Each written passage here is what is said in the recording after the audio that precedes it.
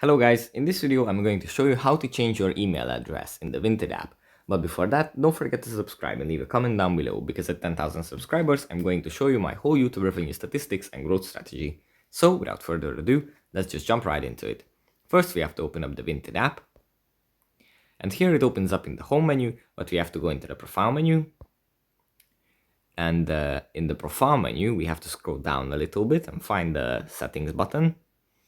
Here, after tapping on the settings button, we find at the top of the list account settings. We tap on this, and here again at the very top of the list we find the email address. And here, by tapping on change, we can change the email address that is linked to our Vinted account.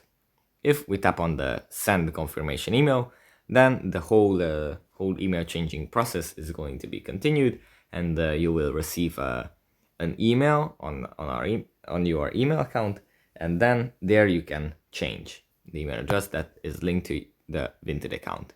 So yeah, that's pretty much it for this video. Hope it was helpful for you guys, and see you in the next one. Bye.